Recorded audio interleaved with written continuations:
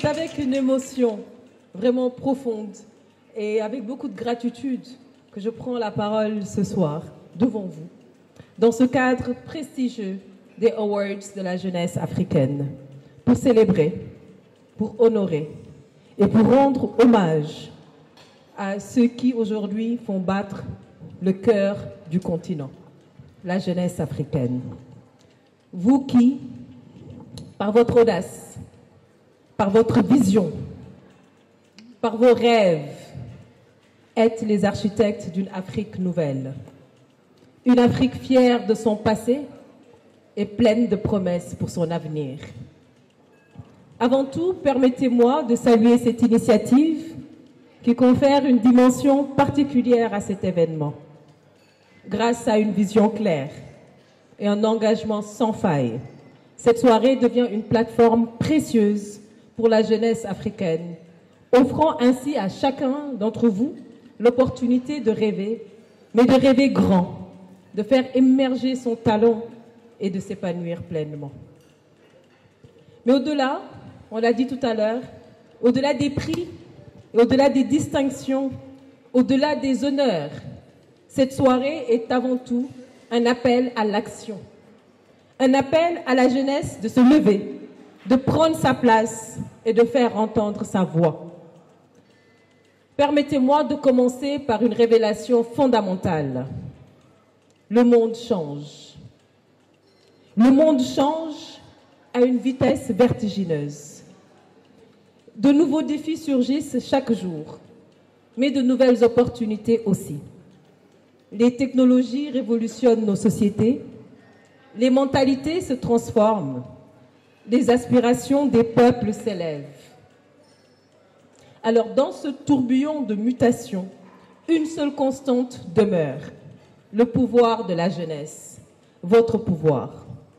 Ce pouvoir, chers frères et sœurs, vous l'avez. Vous l'avez en vous et il est infini. Tout comme l'Afrique, tout comme le Sénégal, vous êtes une terre fertile, pleine de potentialités à explorer.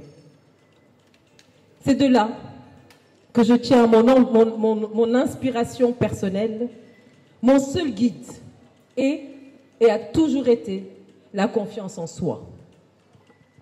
Parce que croire en soi, chers frères et sœurs, c'est d'abord croire en notre pays, croire en nos capacités et en notre potentiel personnel. Mon parcours est celui d'un challenge permanent pour repousser les limites du possible. C'est ce qui m'a fait rentrer au Sénégal après mes études supérieures en Europe et en Amérique pour rejoindre l'entreprise familiale.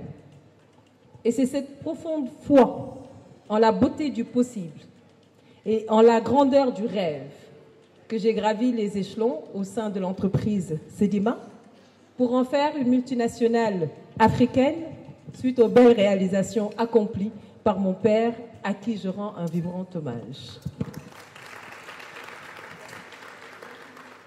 De l'entreprise familiale à la diversification de nos activités à travers KFC Sénégal, Sedima Mali, Sedima Congo, jusqu'à la création d'autres entreprises, chaque étape a été une leçon, un apprentissage, un défi à relever. J'ai vécu dans l'arène des affaires et je vis toujours dans l'arène des affaires, là où chaque décision peut changer une vie, une entreprise, un destin. C'est là que j'ai appris le véritable essence du patriotisme et de la confiance en soi. Nous, Africains, devons être les bâtisseurs de nos propres empires. Nous ne pouvons attendre que d'autres viennent construire notre continent ou bâtir notre continent à notre place.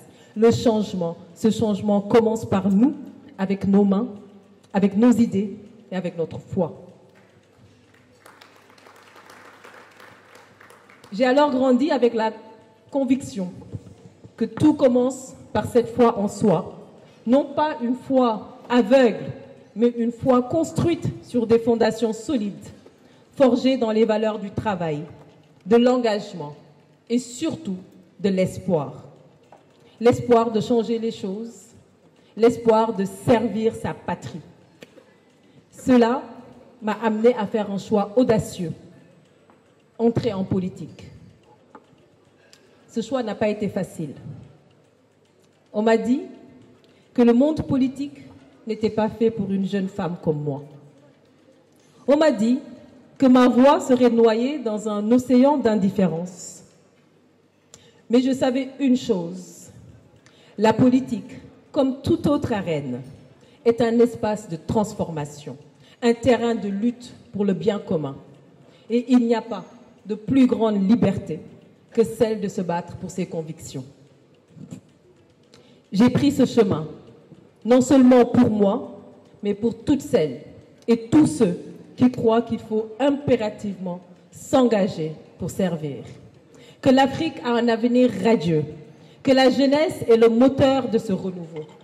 J'ai eu l'honneur de me présenter à l'élection présidentielle 2024, comme le disait Samira, de créer un parti politique, de participer aux dernières élections législatives du 17 novembre. Ce n'est pas seulement un accomplissement personnel, mais un pas de géant vers un futur que j'ai envie de construire avec cette belle jeunesse africaine. L'esprit d'entreprise, mes chers amis, ce n'est pas juste un choix économique. Zézé le disait tout à l'heure, on n'entreprend pas pour gagner de l'argent. On entreprend par passion, mais aussi pour répondre aux besoins de notre environnement. C'est une philosophie de vie. Une philosophie où la résilience est reine, où chaque échec est une graine de succès semée pour demain. Le monde change, oui, et avec lui, les mentalités doivent également évoluer. L'engagement n'est pas un choix, il est une nécessité. Chers jeunes, il est crucial de comprendre que votre avenir ne se trouve pas au fond d'une embarcation précaire, risquant votre vie sur des routes incertaines de l'immigration clandestine. Ces drames qui brisent des familles et endeuillent notre nation nous rappellent que votre place est ici, où votre talent et votre énergie peuvent bâtir un avenir durable. La jeunesse doit refuser le désespoir et embrasser l'action réellement, celle de rêver, celle de construire et de transformer notre pays pour qu'il soit un terreau fertile pour vos ambitions. Chers lauréats, ce soir, vous n'êtes pas seulement les récipiendaires d'un prix, vous êtes les symboles de l'espoir. Vous êtes les exemples que l'on suit et que l'on doit suivre. Vous êtes la preuve vivante que lorsqu'on croit en soi, lorsqu'on lutte avec résilience et avec passion, tout est possible. Donc, félicitations à vous.